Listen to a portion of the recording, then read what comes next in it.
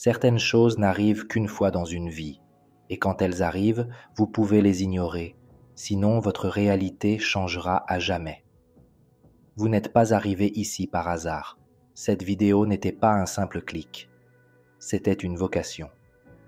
La sagesse qui est sur le point d'être révélée n'est pas une théorie. C'est un code vibratoire utilisé par des êtres anciens qui savaient manipuler la réalité. Et ce code ne se révèle pas à n'importe qui. Il n'apparaît qu'à ceux qui sont prêts. Et si vous sentez que quelque chose dans votre champ de conscience commence à se briser, si les choses autour de vous semblent déplacées, si vous avez remarqué trop de signes pour être de simples coïncidences, c'est que la fréquence a déjà commencé à vous toucher. N'essayez pas de la comprendre mentalement, il ne s'agit pas de connaissance mais de vibration. L'enseignement de Thoth est resté caché pendant des millénaires, mais il vous est maintenant apparu. Et cette sagesse ne se limite pas à manifester des désirs, elle révèle qui vous êtes vraiment. Et lorsque cela se produit, il n'y a pas de retour en arrière possible. Restez avec moi jusqu'au bout, car ce que vous êtes sur le point de découvrir ne quittera jamais votre champ de vision. Si vous sentez que ce message résonne en vous, qu'il ne s'agit pas seulement d'une vidéo, mais d'une clé, alors aimez-le immédiatement et pensez à vous abonner à la chaîne. Non pas pour nous soutenir, mais parce que c'est votre façon silencieuse de dire « Je fais partie de cet espace, je suis en phase avec cet éveil. Je choisis consciemment de cheminer avec ceux qui vibrent dans la même direction. Je le comprendrai, nous le ressentirons, et ensemble, nous continuerons à générer des vagues de vérité. » L'âme attire ce qu'elle cultive secrètement en silence. Ce qui a été activé va maintenant commencer à bouger. Mais avant de comprendre précisément ce qui bouge, vous devez comprendre une chose. Cette connaissance qui est sur le point d'émerger en vous n'est pas nouvelle. Elle n'a pas été inventée. Elle n'a pas été créée par un courant New Age, ni par des gourous d'Internet. Ce savoir est ancien, extrêmement ancien, et c'est pour cela qu'il a été réduit au silence. Imaginez une sagesse si puissante qu'elle pourrait libérer n'importe quel esprit de la prison invisible qui gouverne ce monde. Une information si transformatrice que, si elle était librement accessible, aucune structure de pouvoir ne pourrait subsister. C'est précisément pourquoi elle devait être cachée, mais non enterrée. Elle était scellée, protégée, dissimulée dans des traditions anciennes, transmise oralement par des codes, des symboles et des pratiques qui exigeaient plus qu'une simple curiosité. Ils exigeaient une préparation vibratoire. Ce savoir circulait entre les mains des soufis, des kabbalistes et des rosicruciens, non pas parce qu'ils voulaient s'en accaparer, mais parce qu'ils savaient que cette sagesse ne pouvait être transmise à ceux qui vivaient encore esclaves de leur propre esprit.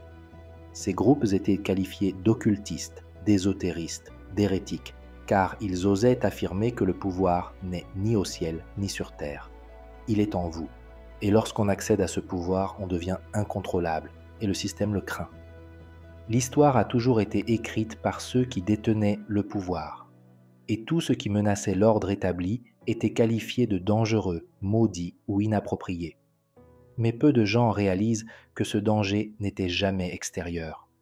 Le véritable danger résidait dans l'autonomie spirituelle, dans le fait que chacun comprenne qu'il n'avait pas besoin d'être sauvé, qu'il était déjà libre, qu'il pouvait façonner la réalité à partir de sa propre vibration. C'est ce que les anciens soufis tentèrent d'enseigner avec leurs danses en spirale. Connecter le corps à l'énergie de l'univers, briser le voile de la dualité par le mouvement. Ce n'était pas de l'art, c'était une technologie sacrée. C'est ce que la Kabbale a préservé dans ses diagrammes énigmatiques. Tel l'arbre de vie, chaque sphère, chaque chemin est une carte intérieure de la façon dont l'âme descend dans la matière puis remonte, apportant avec elle la splendeur de l'un. C'est ce que les roses-croix ont caché sous des symboles hermétiques, là où la rose s'épanouit au centre de la croix, l'esprit qui s'éveille dans la douleur de la matière, se souvenant que même crucifié, le sacré ne meurt pas. Cette connaissance n'était pas cachée par peur du peuple, mais par crainte de manipulation, car une vérité mal comprise peut se transformer en arme, et un outil de création entre de mauvaises mains peut devenir un mécanisme de domination. Et c'est pourquoi la sagesse de Thoth fut réduite au silence. Thoth, le scribe des dieux, celui qui ne parlait pas de croyances mais de fréquences, celui qui n'imposait pas de doctrine mais laissait des codes. Des codes qui ne s'ouvrent que lorsque l'âme vibre au point précis de la mémoire. Et maintenant, ce point a été touché en vous. Peut-être ne l'avez-vous pas encore compris. Cela peut paraître confus, dense, voire absurde. Mais c'est parce que votre champ mental tente encore d'interpréter quelque chose qui ne peut être compris que vibratoirement. Il ne s'agit pas de mémoriser, il s'agit de reconnaître. Et c'est ce qui se produit lorsque ce genre de sagesse touche votre champ de connaissance. Elle ne demande pas la permission d'être comprise. Elle résonne simplement. Et lorsqu'elle résonne, elle s'active. Et c'est précisément pourquoi cette technique a dû rester cachée pendant des siècles. Le premier signe que vous êtes prêt, c'est que cela ne dépend pas des mots. Cela ne se transmet pas comme un enseignement normal. Il faut le reconnaître comme s'il était déjà en vous, attendant le moment propice pour émerger. Non pas avec du bruit, mais avec du silence. Vous voyez de quoi je parle. Même si votre esprit ne peut pas encore l'exprimer avec des mots, c'est ce sentiment de l'avoir déjà entendu, sans jamais l'avoir étudié. Une sorte de souvenir qui ne vient ni de l'enfance ni de l'école.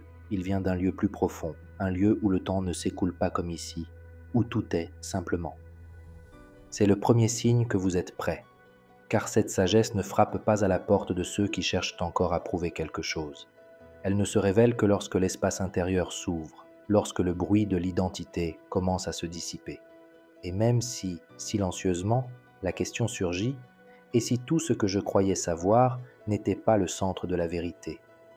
À partir de là, il ne s'agit plus de chercher, il s'agit d'écouter, de ressentir ce qui vibre déjà en nous. Car le corps tout entier réagit lorsque la vérité apparaît. L'esprit doute, mais le chant vibre. Et c'est dans cette vibration que tout commence. Il n'est pas nécessaire de savoir manifester quelque chose. Et c'est peut-être là la plus grande erreur du chercheur, vouloir contrôler le processus, forcer le résultat, visualiser la réalité, comme si elle était une application exaucant les vœux. Mais ce n'est pas ainsi que fonctionne la réalité subtile. La conscience humaine ne crée pas par l'effort, elle crée par la fréquence. C'est pourquoi la véritable manifestation ne consiste pas à demander. Il ne s'agit pas d'énumérer des souhaits ou de répéter des phrases comme des mantras automatiques. Il s'agit d'aligner son état intérieur sur la vibration originelle. Et cela ne se produit pas au niveau des idées, mais au niveau vibratoire. Vous êtes un récepteur. Vous l'avez toujours été. Depuis votre naissance, vous absorbez tout ce qui vous entoure. Sons, formes, émotions, pensées, énergie. Vous captez, enregistrez, réagissez. Même lorsque vous pensez avoir le contrôle, c'est votre champ psychique qui réagit au monde, aux souvenirs familiaux, aux traumatismes hérités, aux histoires dont vous oubliez l'origine. Et tout cela forme votre code récepteur. C'est pourquoi deux personnes peuvent se retrouver dans la même situation et connaître des résultats complètement différents. Ce n'est pas un hasard, c'est une question de fréquence. Et la fréquence vient de l'être, pas des mots. Cet état est comparable à une station de radio qui ne cesse d'émettre, sauf qu'au lieu de musique, elle diffuse la réalité. Votre vie extérieure est le reflet direct de la fréquence que vous émettez inconsciemment. Vous n'avez pas besoin de désirer consciemment quoi que ce soit. Si votre être vibre de pénurie, vous attirez la pénurie. Si votre être vibre de peur, vous attirez ce qui renforce cette peur. Mais lorsque vous commencez à vibrer de conscience, quelque chose change. Vous commencez à remarquer des schémas. Vous commencez à voir que ce qui semblait aléatoire était en fait généré par vous depuis le début. Non pas au niveau de l'ego, mais au niveau de la résonance subtile. C'est là que vous cessez de vivre en victime des circonstances et vous commencez à comprendre que tout, absolument tout, s'organise selon votre signature vibratoire. Mais cette réception reste passive et le secret réside précisément dans l'inversion de ce mécanisme. Car l'univers ne réagit pas à ce que vous dites, il réagit à ce que vous êtes, à la vibration que vous entretenez lorsque personne ne vous regarde, aux raisons silencieuses qui sous-tendent vos choix. Peu importe ce que vous faites en surface, ce qui modifie le flux, c'est le pourquoi caché derrière le geste. Et c'est là que le renversement commence. Vous pouvez aider quelqu'un, offrir un cadeau, faire le bien. Mais s'il y a derrière cela une intention de reconnaissance, d'approbation, de validation, l'univers ne lit pas l'action. Il lit le code vibratoire de l'intention. La réalité ne change pas à cause des apparences, elle change à cause de la fréquence qui se cache derrière l'apparence, et cette fréquence naît là où l'intention prend naissance. Observez bien ceci. Chaque être humain, par essence, reçoit toujours, même lorsqu'il pense, donner. Nous recevons de l'attention, nous recevons des expériences, nous recevons des stimulations, des opportunités, des défis, des leçons. Nous recevons même lorsque nous rejetons, car même le rejet est une forme d'expérience. Mais il y a une clé cachée dans ce processus. Il ne faut pas cesser de recevoir, ce serait contre nature. Ce qui change tout, c'est ce qui se produit énergétiquement lorsque l'on transforme le simple acte de recevoir en acte de donner en retour. Cela peut paraître paradoxal, mais c'est ce qui commence à inverser le cours des choses. Il ne s'agit pas de renoncer à l'expérience. C'est tout le contraire. Il s'agit de le vivre si pleinement, avec une telle conscience, que le simple fait de recevoir devient déjà une offrande. Recevez avec une telle présence et une telle gratitude que l'acte même de recevoir devient une vibration de don. C'est comme si vous disiez à l'univers « Tout ce qui m'atteint sera amplifié et restitué ». À ce moment-là, votre identité vibratoire change, car vous n'êtes plus un consommateur de réalité. Vous devenez un amplificateur. La réalité qui vous entoure se réorganise, non pas parce que vous demandez, mais parce que vous générez. Votre présence prend une densité différente, vous n'absorbez plus, vous rayonnez. Et l'univers répond, non pas pour vous récompenser, mais pour résonner. Vous commencez à être reconnu non pas pour ce que vous désirez, mais pour ce que vous émanez. C'est alors que votre signature énergétique commence à s'aligner avec la source créatrice. Car l'univers, par nature, ne retient rien. Il coule, il crée, il donne, il ne retient rien. Il donne constamment. Et lorsque vous reproduisez le même schéma tout en restant récepteur, votre vibration se synchronise avec la sienne. Ce n'est pas symbolique, c'est réel. Vous pourriez recevoir une opportunité, une bénédiction, un succès. Mais si votre intention est que cela devienne aussi la source de quelque chose de plus grand, si votre intention ne se limite pas à vous, mais se propage, déborde, se partage, alors l'univers comprend. Voici quelqu'un qui vibre au même code que la source. Et lorsque cette équivalence se produit, tout autour commence à s'aligner. Des situations qui semblaient bloquées commencent à se libérer. Des portes qui étaient fermées s'ouvrent. Les personnes apparaissent sur le chemin comme des réponses vivantes, car l'intelligence de l'existence perçoit que vous n'agissez plus comme un récepteur normal. Elle perçoit que votre présence active le flux et par conséquent l'amplifie. Le renversement a eu lieu. Ce qui provenait autrefois de l'extérieur commence maintenant à émaner de l'intérieur. Et ce renversement simple et silencieux, imperceptible à ceux qui n'en observent que la surface, modifie radicalement la façon dont la réalité réagit à votre existence. Vous n'essayez plus de faire fonctionner la vie. La vie commence à fonctionner autour de vous, car elle vous reconnaît désormais. Et lorsque ce code est activé, la réalité cesse de vous tester. Elle commence à se mouler à vous. Les règles du jeu changent lorsque vous devenez le miroir. À cet instant, les règles du jeu changent, et elles changent silencieusement, presque imperceptiblement. Mais ceux qui y prêtent attention le ressentent, car l'effort disparaît. La lutte intérieure cesse. Cette pression constante de contrôler, d'attirer, de poursuivre disparaît. Et non pas parce que tout est devenu magique ou parfait, mais parce que quelque chose de bien plus profond a changé, vous avez cessé d'agir comme un être séparé de la réalité et vous avez commencé à agir comme son reflet. Vous êtes devenu un miroir, et les miroirs ne forcent pas, ils ne rivalisent pas, ils reflètent simplement avec précision ce qui se trouve devant eux, et lorsque votre vibration s'aligne sur celle du tout, le tout se reconnaît en vous. Il cesse de vous envoyer des preuves et commence à vous utiliser comme une expression vivante. À cet instant, vous ne manifestez plus, vous êtes manifesté. La réalité vous observe autant que vous l'observez. Et lorsqu'elle constate que votre intention est claire, cohérente et stable, elle vous reflète. Elle vous place là où votre fréquence doit être. Elle attire des personnes en résonance avec votre objectif. Elle aligne les opportunités avec votre présence, non pas par mérite, mais par compatibilité vibratoire. Vous commencez à fonctionner comme une extension de la conscience source et cela change tout. Vous cessez d'être le personnage qui cherche à obtenir quelque chose. Vous devenez le lieu où les choses se produisent. Vous cessez de fonctionner en mode « je dois faire quelque chose pour obtenir quelque chose » et commencez à fonctionner en mode « je vibre quelque chose qui est déjà ». C'est un changement d'axe, de l'intérieur vers l'extérieur, de la pression vers l'expansion. Ce n'est pas de la pensée positive, ce n'est pas la loi superficielle de l'attraction, c'est de la résonance, et la résonance est le langage le plus précis de l'univers. Toute création répond à la cohérence. Tout ce qui vibre en désaccord doit lutter pour exister. Il faut que cela se force, il faut que cela pousse, mais ce qui est en harmonie ne lutte pas pour exister. Cela occupe simplement l'espace naturellement, comme la lumière qui entre par une fenêtre ouverte. Et lorsque vous devenez un miroir de la source, vous commencez à émettre ce même naturel. La vie commence à vous reconnaître non pas comme un spectateur, mais comme un reflet actif, une manifestation vivante de la force créatrice. Et c'est pourquoi l'existence commence à se modeler sur vous, parce qu'elle comprend désormais. Vous ne demandez plus, vous raisonnez. Et c'est là que réside le plus profond de ce changement.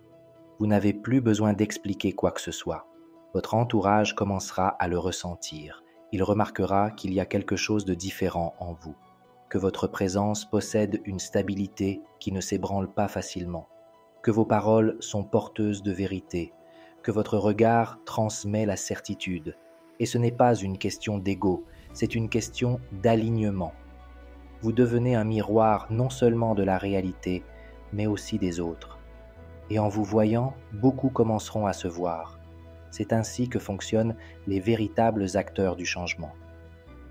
Ils ne cherchent pas de stade, ils n'ont pas besoin de slogan, ils vibrent simplement ce qu'ils sont, ils incarnent ce que l'univers veut étendre. Mais ce circuit est encore incomplet, et ce qui manque, c'est le point le plus difficile de tous, car il ne suffit pas de vibrer comme la source. Il faut rester entier face à ce qui cherche à vous fragmenter. Toute énergie puissante a un prix, l'intégrité. Et l'intégrité n'a rien à voir avec la moralité. Elle est liée à la cohérence vibratoire, à l'unité intérieure et extérieure, au maintien de la même fréquence, seul ou face au monde. C'est là le véritable point de rupture, car jusqu'à présent, tout semblait énergie, flux, expansion. Mais la réalité vous mettra désormais à l'épreuve d'une manière différente, vous confrontant à ce que vous jugez, à ce que vous évitez, à ce qui sépare encore le moi de le autre. Car c'est là qu'entre en jeu la loi la plus exigeante, celle qui ne peut être contredite, aime ton prochain comme toi-même.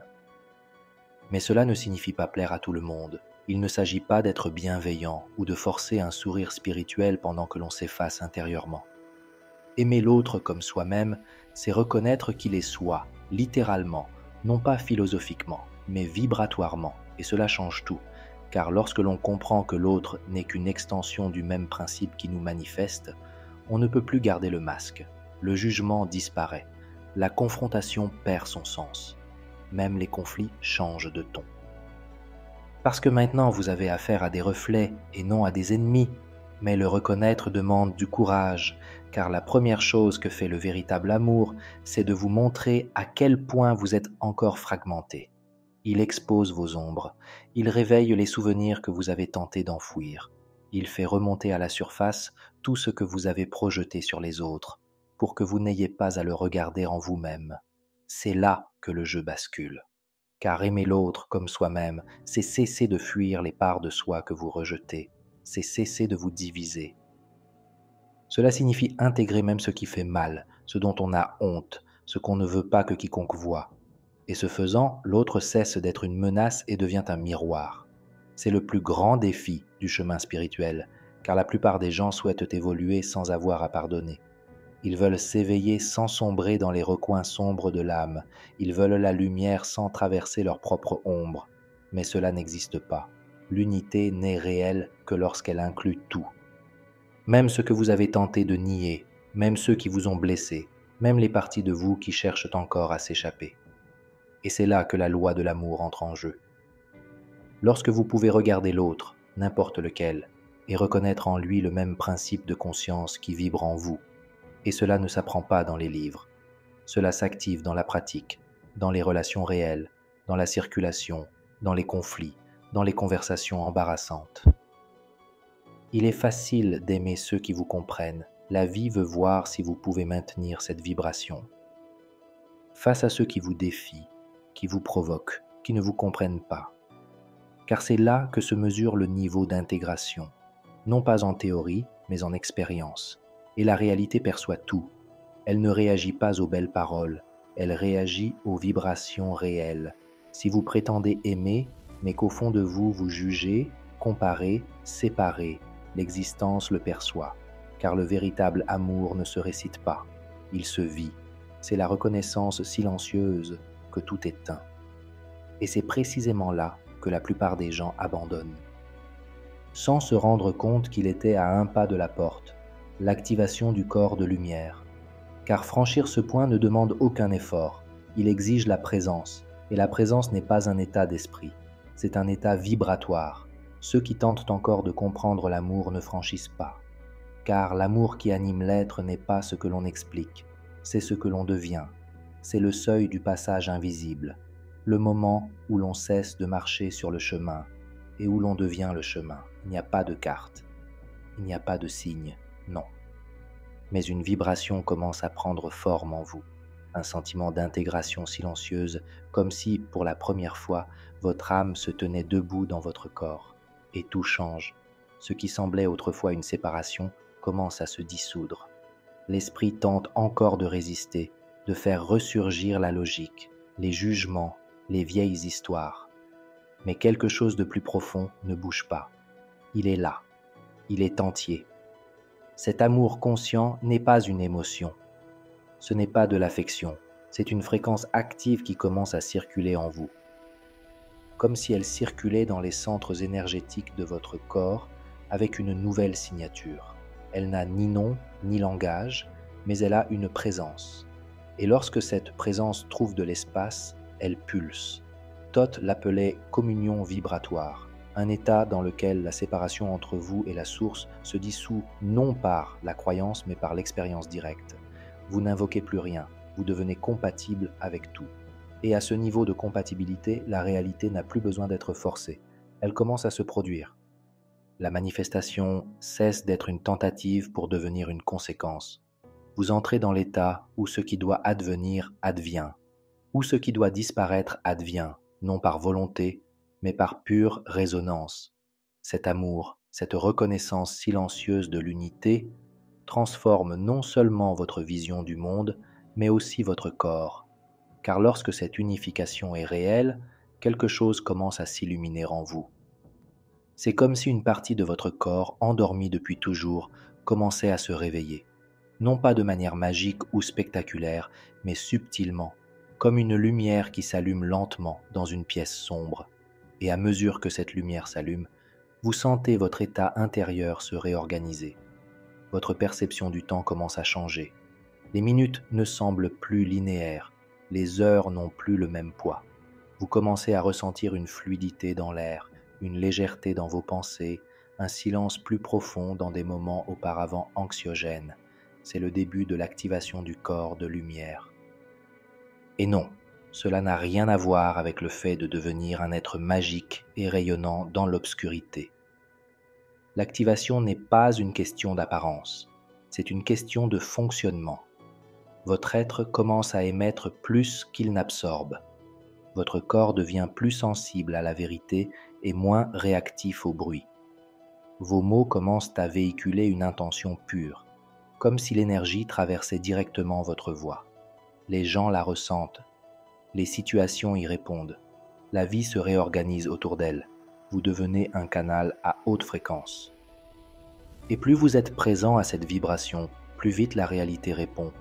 Non pas parce que vous l'avez convaincu, mais parce que vous vibrez désormais de la même manière. La vie ne vous perçoit plus comme quelque chose de séparé de la création. Elle vous reconnaît comme une partie active du mécanisme créateur lui-même. Le corps de lumière est, en pratique, un état de pleine présence.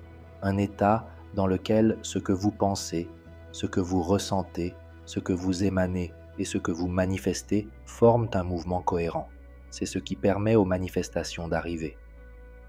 Avec rapidité, précision, aisance, parce que vous avez cessé d'être un point d'interférence et êtes devenu un point de cohérence, et c'est dans cet état que la manifestation devient inévitable, car la réalité ne répond plus à vos désirs, elle répond à ce que vous êtes.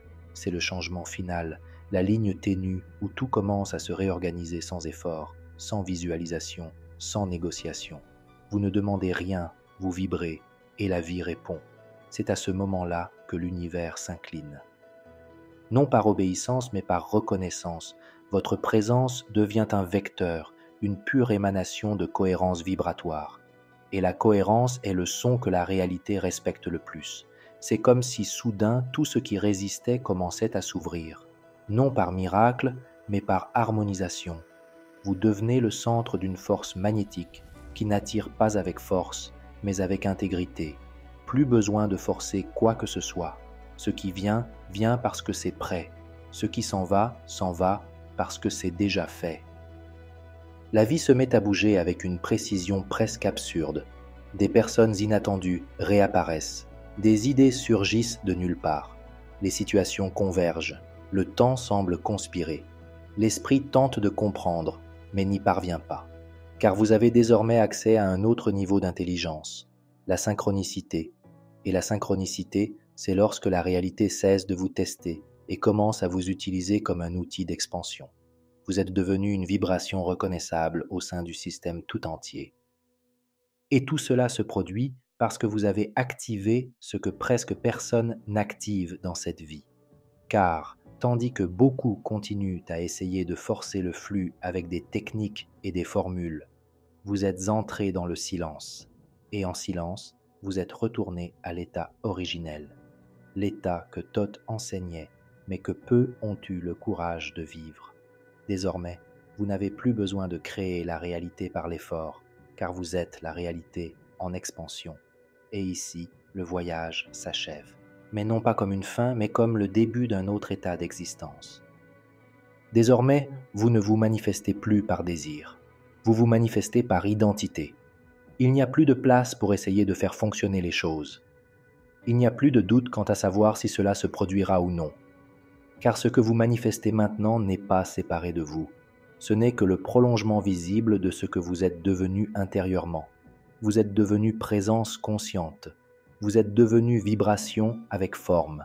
La vie, qui semblait autrefois incohérente, tourne désormais précisément autour de vous car vous n'êtes plus déphasé. Vous battez au même rythme que la création. Si ce message a résonné là où aucun mot ne vous avait jamais atteint, laissez un j'aime, non pas pour nous, mais pour honorer cette part silencieuse en vous qui vient de dire oui. Écrivez le mot alchimie dans les commentaires. C'est un appel entre ceux qui ont entendu, un signal entre ceux qui vibrent dans la vérité. Et si vous avez reconnu dans ces mots une part de votre propre sentiment, abonnez-vous, non pas pour rester informé, mais pour rester fidèle à ce qui vient de s'allumer en vous. Je vous souhaite de rester entier même dans les jours difficiles, de vous souvenir de qui vous êtes quand tout autour de vous semble l'oublier, et de briller même lorsque personne ne vous le demande. Nous nous retrouvons là où tout continue, dans le silence et la présence.